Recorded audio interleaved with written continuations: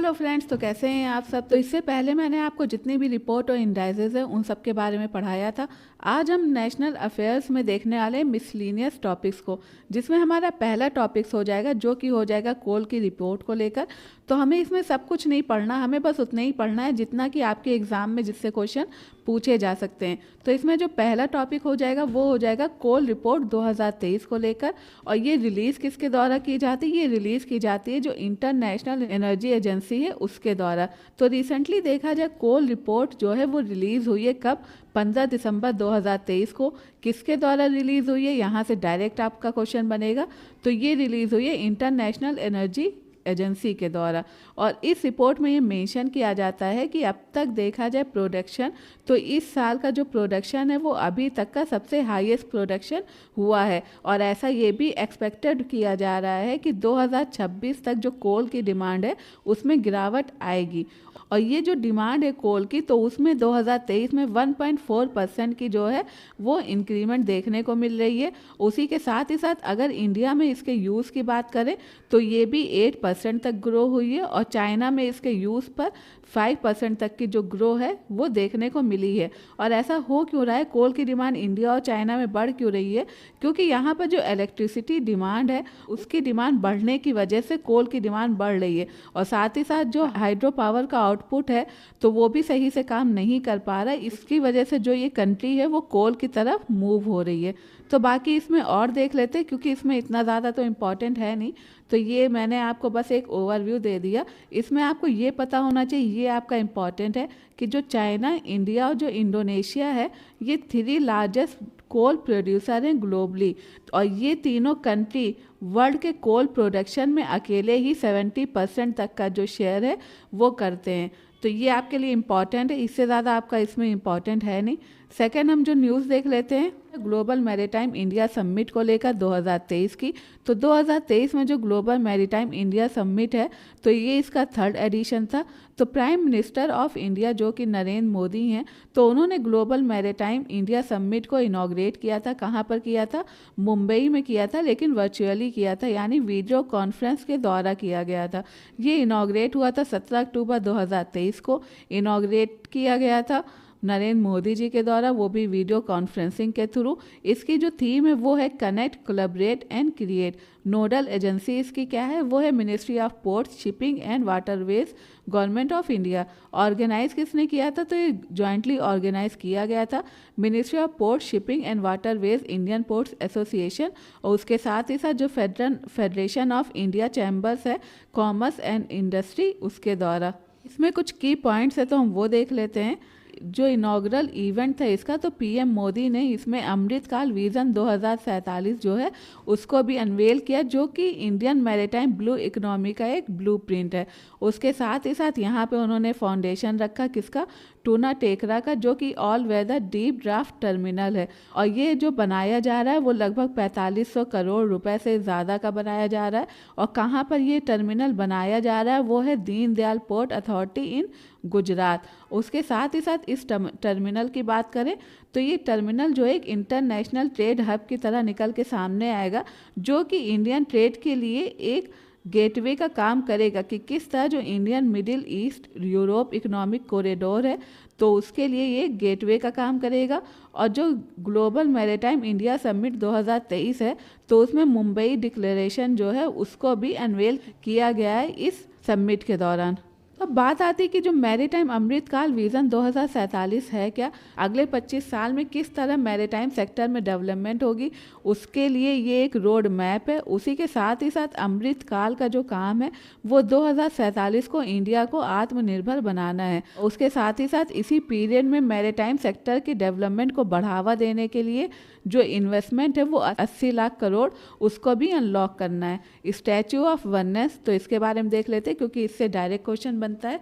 तो मध्य प्रदेश के जो चीफ मिनिस्टर है शिवराज सिंह चौहान, उन्होंने 108 फुट लंबा जो स्टैच्यू ऑफ वननेस है, जिसको हिंदी में हम बोलते हैं एक माता की प्रतिमा, तो उसको अनवेल किया है। और ये किसकी प्रतिमा है? ये है आदि शंकराचार्य की। और ये कहाँ पर अनवेल किया गया? ये अनवेल किया गया ओमकारेश्वर में, जो कि खंडवा डिस्ट्रिक्ट में है, मध्य प्रदेश के। और कब अनवेल किया गया? 21 सितंबर 2023 में। यहाँ के जो चीफ मिनिस्टर हैं उन्होंने इसके साथ ही अद्वैत लॉक का भी फाउंडेशन रखा। तो वो क्या है उसको भी हम देख लेते हैं। तो जो अद्वैत लॉक है तो ये 2200 करोड़ रुपए का प्रोजेक्ट है, जो कि जिसमें कि एक म्यूजियम होगा। और ये सिचुएटेड है ओमकारेश्वर मंडला हिल में। कहाँ? नर्मदा नदी के पास। इसमें जो म्यूजियम होगा उसमें एक 3D होलोग्राम प्रोजेक्शन गैलरी भी होगी, और उसके साथ ही साथ जो 9 एग्जीबिशन गैलरी है वो भी। और बाकी इसके बारे में और भी देख लेते हैं जो हमारे एग्ज़ाम के पॉइंट ऑफ व्यू से इम्पॉर्टेंट है वो। तो इस स्टैचू की बात करें तो इस स्टैचू में जो है वो शंकराचार्य जी को एक 12 साल के बच्चे के रूप में दिखाया जा रहा है। और 75 फुट का जो ये प्लेटफॉर्म है तो ये ब्रॉन्ज का बना हुआ है, जिसमें 88% आपका कॉपर हो जाएगा, 4% जिंक है, 8% टिन है। और इसका जो वेट है वो 100 टन है। और ये जो मेटल जो कास्ट किया गया है वहाँ पर वो चाइना के नचांग सिटी से लिया गया है। तो शंकराचार्य जी के बारे में हम थोड़ा सा देख लेते हैं कि वो हैं कौन। आदि शंकरा, जो कि ऐसा माना जाता है कि 788 से 820 एडी के बीच में ये थे। और इनका जन्म हुआ था केरला के किलादी में, जो कि पेरियार रिवर के किनारे पर स्थित है। और अपने 32 साल के करियर में ये सारे जो स्पिरिचुअल सेंटर्स हैं उस टाइम के, तो वहाँ पे उन्होंने विज़िट किया था। कहाँ से? कांची, जो कि कांचीपुरा में तमिलनाडु से लेकर कामरूप, आसाम, कश्मीर, केदार और बद्री धाम, उसी के साथ ही साथ जो श्रीनगेरी, उज्जैन, काशी, पुरी, जोशीमठ, यहाँ पे जितने भी स्पिरिचुअल सेंटर्स थे वहाँ पे इन्होंने अपने 32 साल के टाइम में विज़िट किया था। उसके साथ ही साथ एक स्टैचू की हम और बात करेंगे जो कि है स्टैचू ऑफ बिलीफ। तो नदवारा जो राजस्थान है वहाँ पर लॉर्ड शिवा का स्टैचू बनाया गया है, जो कि माना जाता है कि वर्ल्ड के सब लार्जेस्ट स्टैचू में से एक है। तो ये जो आइडल है लॉर्ड शिवा का, उसको विश्वास स्वरूपम या स्टैचू ऑफ बिलीफ कहा जाता है। तो ये जो आइडल है लॉर्ड शिवा का, ये गणेश टेकरी माउंटेन पे बनाया गया है। इसकी जो हाइट है वो 369 फीट है। और ये जो है 51 बीघा में बना है। और इसको बनाने वाले कौन है? वो हैं रमेश कुमार, जिन्होंने तैयारी की है कि वर्ल्ड का जो है टॉलेस्ट स्टैचू बनेगा लॉर्ड शिवा का। और जो आइडल है लॉर्ड शिवा का, तो ये कहाँ पे लोकेटेड है? ये है नाथद्वारा में। और ये इनॉग्रेट हुआ था 29 अक्टूबर 2022 में।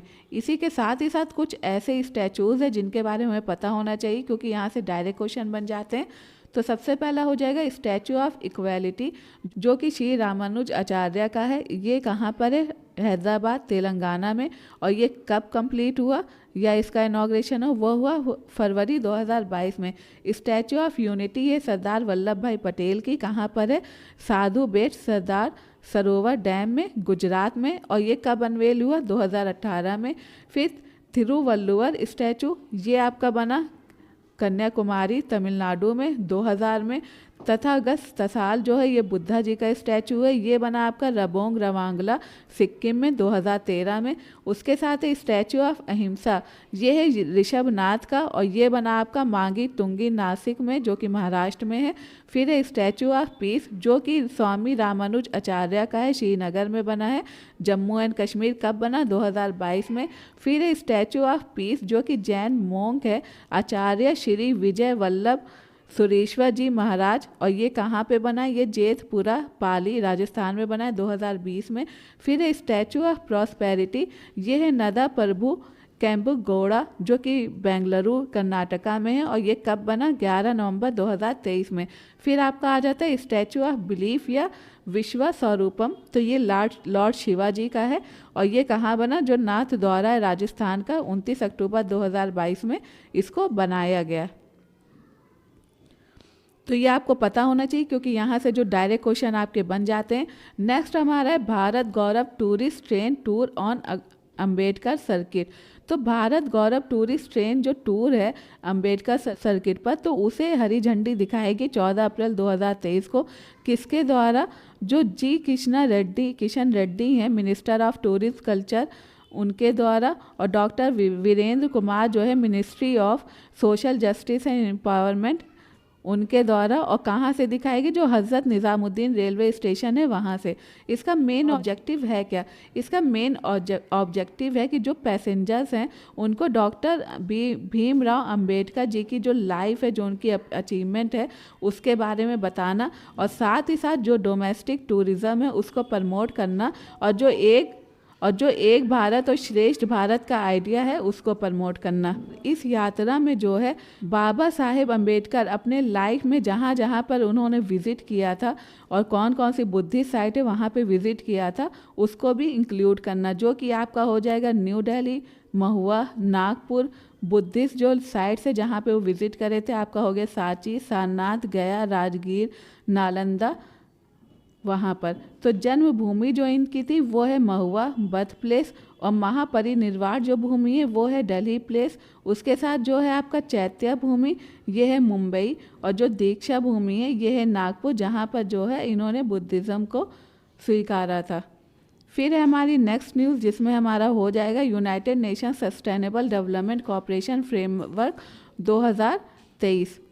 तो इसके बारे में देख लेते हैं। तो 16 जून 2023 को नीति आयोग और यूनाइटेड नेशंस ने साइन किया था जो government of India United Nations sustainable development cooperation framework 2023-2027। ये है क्या? तो ये कलेक्टिव कमिटमेंट है यूनाइटेड नेशन डेवलपमेंट सिस्टम की इंडिया में, जो कि इंडिया को सपोर्ट करेगा उसका एजेंडा जो है 2023 तक सस्टेनेबल डेवलपमेंट को अचीव करने का। और किस प्रिंसिपल पर करेगा? उसका प्रिंसिपल होगा सबका साथ सबका विकास। ये साइन कब हुआ? ये साइन हुआ 16 जून 2023 को साइन किया गया नीति आयोग और यूनाइटेड नेशन के द्वारा। ऑब्जेक्टिव इसका क्या है? इसका ऑब्जेक्टिव है कि 2023 तक जो इंडिया का एजेंडा है उसको अचीव करवाना। इसका पीरियड क्या है? इसका पीरियड है 2023 से 2027 तक। और इसी के साथ ही साथ जो सस्टेनेबल डेवलपमेंट एजेंडा है उसके बारे में देख लेते हैं। तो सस्टेनेबल डेवलपमेंट जो गोल्स हैं वो एक यूनिवर्सल कॉल है, जिसमें पॉवर्टी यानी गरीबी को ख़त्म करना, जो प्लैनेट है उसको प्रोटेक्ट करना, जो लोगों की लाइफ है फिर चाहे वो कोई भी हो या कहीं पर भी हो, उसको ख़त्म करने के लिए एक्शन लेना, ये इसका जो है वो गोल है। तो ये सस्टेनेबल डेवलपमेंट जो है टोटल इसके गोल 17 है, और ये अडॉप्ट किया गया था जो all United nation member states हैं 2015 में। और ये जो है 15 साल का एक जो प्लान जो है इस गोल को अचीव करने के लिए सेट किया गया है। तो ये 17 गोल्स हैं क्या क्या? इसके लिए मैंने एक ट्रिक वाला वीडियो ये बनाया था, आप उसकी लिंक आपको डिस्क्रिप्शन बॉक्स में मिल जाएगी, आप वहाँ से जाके देख लीजिएगा। क्योंकि अगर आपने अबकी का यूपीसीएस का एग्ज़ाम देखा होगा, पेपर देखा होगा यूपी पीसीएस का, तो उसमें यहाँ से आपके डायरेक्ट क्वेश्चन बने हैं। तो इसमें गोल 1 आपका हो जाएगा no poverty, goal 2 zero hunger, good health and well being आपका गोल 3 होगा, गोल 4 होगा क्वालिटी एजुकेशन, यानी गरीबी नहीं होगी, भूख नहीं होगी, अच्छी हेल्थ मिलेगी, अच्छी एजुकेशन मिलेगी, जेंडर इक्वालिटी होगी, यानी जो मैन और वीमेन है उनको इक्वली ट्रीट किया जाएगा, लोगों को क्लीन वाटर दिया जाएगा, सैनिटेशन दिया जाएगा, साथ ही साथ जो क्लीन एनर्जी है वो अफोर्डेबल की जाएगी, डिसेंट वर्क और जो इकोनॉमिक ग्रोथ है जो कि गोल 8 है उसमें काम किया जाएगा, गोल 9 हो जाएगा जो इंडस्ट्री, इनोवेशन और इंफ्रास्ट्रक्चर पर, गोल 10 जो कि इनइक्वालिटीज़ को रिड्यूस करेगा, गोल 11 हो जाएगा जो कि सस्टेनेबल सिटीज़ और कम्युनिटीज़ के बारे में बात करता है वो, गोल 12 हो जाएगा जिसमें कंजक्शन और जो प्रोडक्शन है उसमें रिस्पॉन्सिबिलिटी की बात करेगा, गोल 13 है आपका क्लाइमेट एक्शन, गोल 14 है लाइफ बिलो वाटर, गोल 15 है life on land, and goal 16 है peace, justice and strong institution. उसके साथ ही साथ जो लास्ट गोल है वो है पार्टनरशिप फॉर द गोल्स, यानी गोल्स को पूरा करने के लिए पार्टनरशिप करना। तो ये आपके लिए इम्पॉर्टेंट हो जाता है, आपको ये पता होना चाहिए। नेक्स्ट जो हमारा टॉपिक है वो है हमारा डेटा प्रोटेक्शन को लेकर। तो digital personal data protection act 2023 है, तो राज्यसभा ने इसको 9 अगस्त 2023 को पास किया है और लोकसभा ने ऑलरेडी इसको 7 अगस्त 2023 में पास कर दिया था। तो इसमें जो डिजिटल पर्सनल डेटा को एक सही मैनर में प्रोसेसिंग करने की बात की जा रही है, ताकि जो इंडिविजुअल्स है उसको अपना राइट पता हो, अधिकार पता हो, जिससे कि वो अपना जो पर्सनल डेटा है उसे कैसे प्रोटेक्ट करना है वो भी कर सके। और ये जो पर्सनल डेटा तभी यूज़ हो सकता है जबकि वो एक लॉफुल पर्पस के लिए यूज़ हो। तो ऐसा हुआ क्यों? तो 2017 की बात करें तो सेंट्रल गवर्नमेंट ने एक कमेटी बनाई जो है BN श्री कृष्णा कमेटी।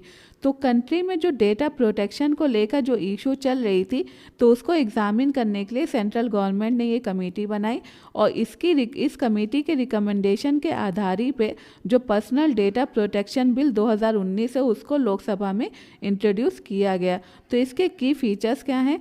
तो इसके की फीचर्स हैं कि ये जो डिजिटल पर्सनल डेटा है तो इसकी जो प्रोसेसिंग है वो सिर्फ और सिर्फ इंडिया में ही अप्लाई होगी।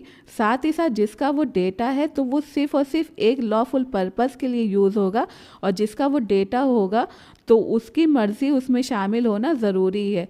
इंडिविजुअल जिसका वो डेटा होगा उसको ये अधिकार है कि वो इंफॉर्मेशन को एक्सेस कर सके कि उसका डेटा जो है कहाँ पे यूज़ हो रहा है, क्यों यूज़ हो रहा है। इसी के साथ ही साथ सेंट्रल गवर्नमेंट को एक data protection board of India को भी इस्टेब्लिश करना होगा। नहीं तो इसमें आपका इतना ज़्यादा कुछ इम्पॉर्टेंट है नहीं, इसमें आपको बस यही पता होना चाहिए कि जो BN कृष्णा कमेटी है तो ये किससे रिलेटेड है, बाकी और इससे ज़्यादा आपको जानने की नीड नहीं है। तो आज के वीडियो में बस इतना ही। आपको इसकी PDF मेरी टेलीग्राम चैनल पे मिल जाएगी, उसका लिंक मैंने डिस्क्रिप्शन बॉक्स में दिया हुआ है। नेक्स्ट वीडियो में हम न्यूज़ इन शॉर्ट जो है वो पढ़ने वाले हैं। तब तक के लिए अपना ख्याल रख के पढ़ते रहें। Thank you, bye bye.